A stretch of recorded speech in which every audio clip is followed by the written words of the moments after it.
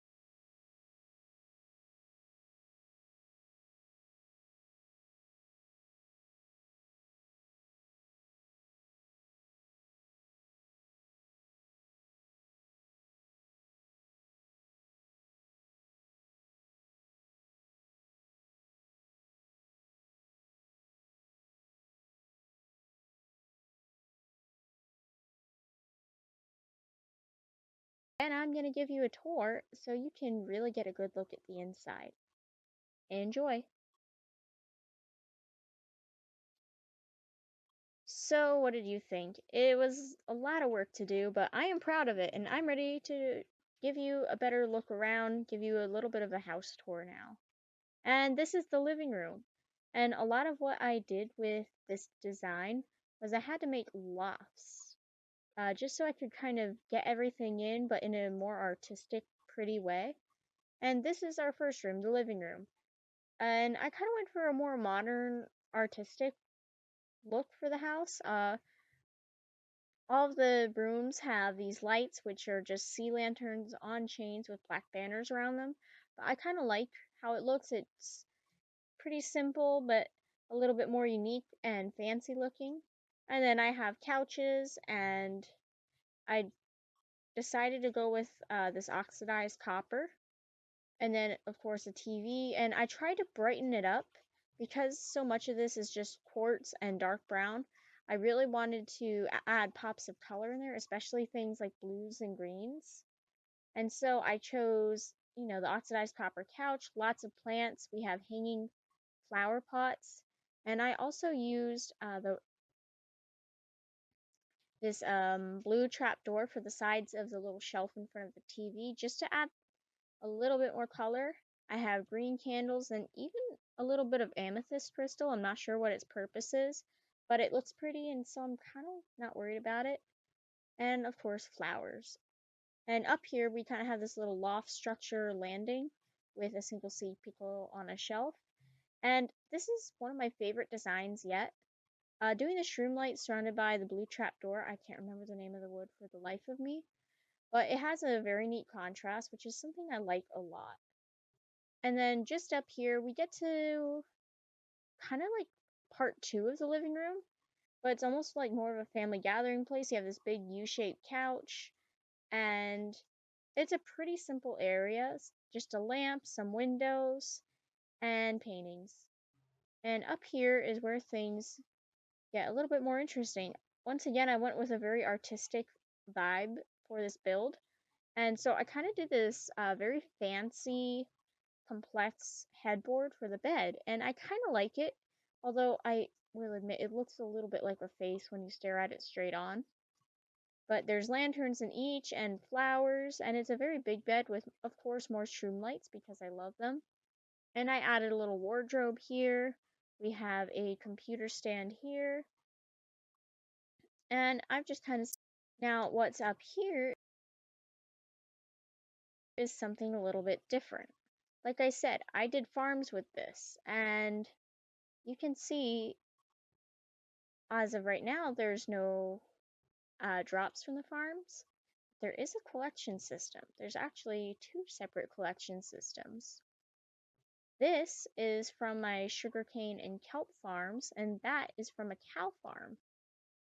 Now, up here is actually where I have the first two. I have kelp and sugarcane, and these were automated. However, I actually recorded this several months ago in a previous version, and I think upgrading to the new version might have broke a bit of the redstone, but that's alright.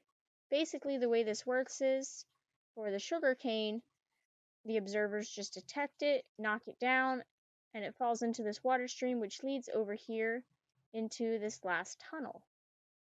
For the kelp, however, the observer is at least supposed to detect it and trigger a piston to knock it down, except instead of down, it floats up through the water and actually through the ceiling here, which leads into this dispenser here, which shoots it down the tunnel and into our sorting storage system we saw below. And to sort it, I just use a simple item filter design. I have the link for the tutorial to that in the description below. I use somebody else's. In fact, I actually use Impulse SVs. And that just seemed to work the best, and it was compact enough that it kind of fit in well. Now here's my cow farm, and it's once again a really, really simple design. I didn't have a lot of room, so I had to go with something that wasn't overly complex with a ton of unnecessary redstone added in. So it's pretty easy. I just harvest the wheat from my manual wheat farm, feed it to them, and whack their feet until they drop meat into the hoppers, and the hoppers lead also into the little storage system we saw below. And this is unfortunately kind of a plain room, but then up here we have a little bit more as well. For this is our skeleton farm. Now, unfortunately, also for this, I had to use a skeleton spawner, a monster spawner, in fact, which I believe is somewhere around here. And I actually get lost in this area quite a bit. Nope, this is where we started. That's the bathroom.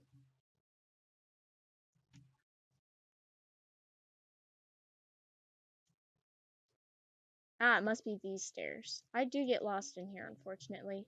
Yep, so skeletons, the idea at least, is for them to drop in here, but once again, you can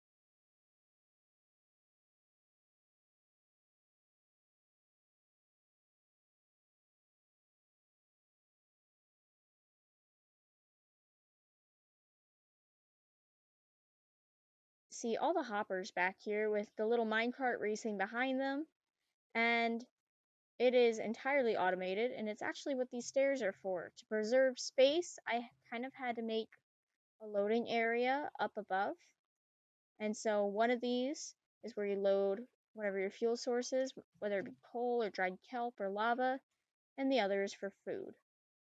Or iron if you're looking for that sort of thing. And last but not least, a very boring balcony with a view of all my other one chunk building challenge builds. Anyway, I hope you like this challenge, and if you want to see me do it again or do another challenge, please let me know. I am always welcome to trying new things, and I hope you enjoyed it quite a bit. Leave me a comment and tell me what you thought, and I will see you all in my next video. Thank you so much for watching, and I hope you have a great day.